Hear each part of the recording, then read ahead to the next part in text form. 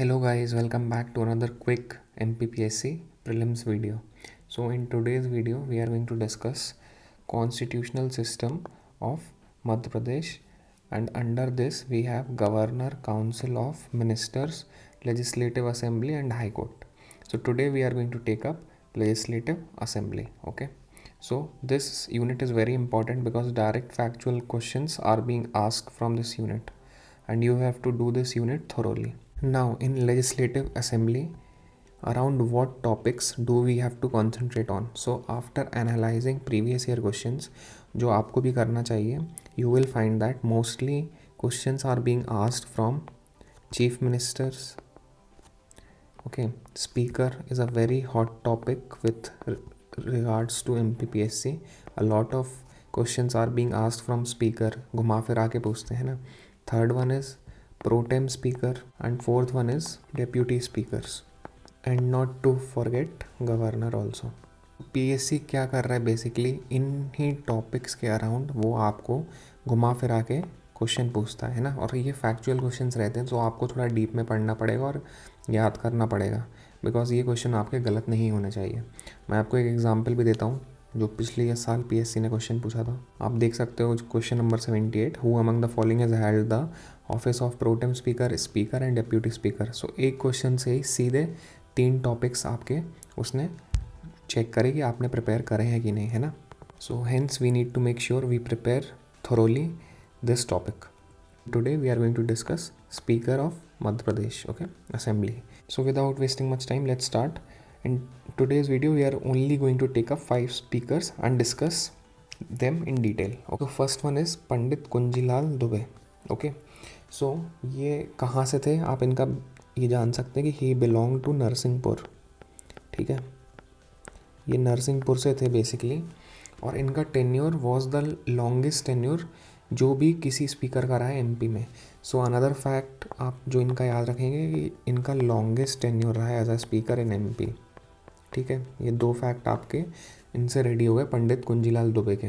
आप देख सकते हैं कि 3 टर्म्स इनके थे, तो ये एक बेसिक फैक्ट आपका याद हो गया कि इनके 3 टर्म भी थे, मतलब इन्होंने 3 विधानसभा में एज अ स्पीकर इनका रोल रहा है.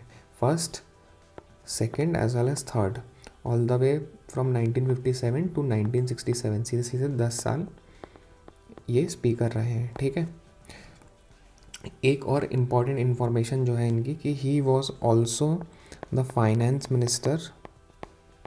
ठीक है, ये पीएससी आपसे पूछ सकता है, आपको 4 स्पीकर के नाम दे देगा और बोलेगा इनमें से कौन फाइनेंस मिनिस्टर रह चुका है एमपी का. सो ये फाइनेंस मिनिस्टर भी रह चुके हैं एमपी के during the tenure of Dwarika Nath Mishra when he was the chief minister of Madhya Pradesh. तो ये फैक्ट भी आपको याद रखना है कि he also was finance minister of MP. और एक और फैक्ट जो आपको इनसे याद रखना है कि पंडित कुंजीलाल दुबे को पद्म भूषण भी गवर्नमेंट ऑफ इंडिया दे चुकी है ना. सो 4 चीज़ें आपको क्या याद रखनी है पंडित कुंजीलाल दुबे की कि पहली, ये नरसिंहपुर से बिलोंग करते थे, इनका टेन्योर जो है longest tenure as a speaker रहा है, ये फाइनेंस मिनिस्टर भी रह चुके हैं एमपी गवर्नमेंट में, और इनको गवर्नमेंट ऑफ इंडिया ने पद्म भूषण अवार्ड दे रखा है. इनका टेन्योर पीरियड भी आपको ध्यान रखना चाहिए जो कि 1956 से 1967 तक रहा है. ठीक है, तो ये हो गया आपके Kunjilal Dubey. Now moving to Shri Kashi Prasad Pandey. ठीक है, सो टेक्निकली ये 4th विधानसभा जो था, है ना, 4th टर्म विधानसभा का चालू हुआ था उसके स्पीकर थे ये. इनका टेन्योर 1967 से 1972 रहा है. टेन्योर आपको ध्यान रखना है. अब इनसे रिलेटेड क्या इंपॉर्टेंट चीज़ है कि ही is also known by the name काका.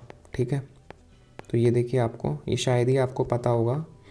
तो अगर पीएससी आपसे पूछ लेता है कि इन 4 स्पीकर के नाम दे देगा आपको, तेंजलाल, टेम्बरे, गुलशेर अहमद, काशी प्रसाद पांडे, और बोलेंगे इनमें से किसको काका के नाम से भी जाना जाता था, तो Kashi Prasad was also known by the name of Kaka. ठीक है, तो ये अच्छा क्वेश्चन बन सकता है अगर पीएससी बनाना चाहे. तो ये आपका एक फैक्ट रेडी हो गया. सेकेंड वन कि इनको भी गवर्नमेंट ऑफ इंडिया ने पद्मश्री अवार्ड दे रखा था. ठीक है, जैसे कुंजीलाल दुबे को पद्म भूषण दे रखा है, Kashi Prasad Pandey has also been awarded Padmashri award. By government of India, ठीक है। तो ये भी आपको याद रखना है। और तीसरी चीज़ एक इम्पॉर्टेंट है कि इनको काशी प्रसाद पांडे को फादर ऑफ विधानसभा भी बोला जाता है, ठीक है। तो बेसिकली बुक में जो विधानसभा की ऑफिशियल साइट है वहाँ पे इनको जनक बोला गया, तो जनक को अगर आप ट्रांसलेट करोगे तो फादर ही है वो, ठीक है। तो ये भी आप याद रखिए। इनसे इनके दो क्वेश्चन यहाँ से सीधे सीधे बनते हैं कि who is known as Kaka, so it is Kashi Prasad Pandey and he is also known as father of Vidhan Sabha, ठीक है। तो ये आपके 3 फैक्ट काशी प्रसाद पांडे से रेडी हो गए। Now moving to Tejlal Temre.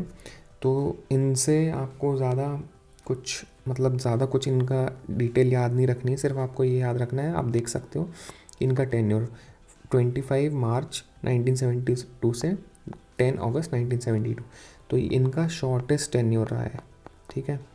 Shortest tenure as a speaker, ये आपको याद रखना बहुत इंपॉर्टेंट है।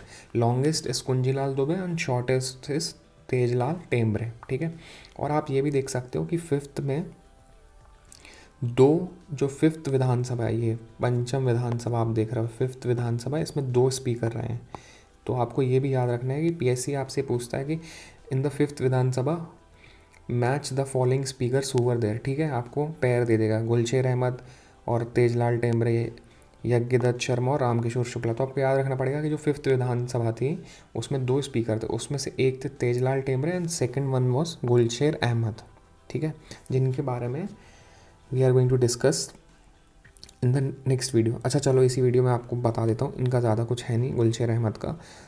एक तो इनका ये है कि ये फिफ्थ विधानसभा के स्पीकर रहे, ठीक है। फिफ्थ में 2 रहे, एक गुलशेर अहमद एंड तेजलाल टेमरे, आपको याद रखना है।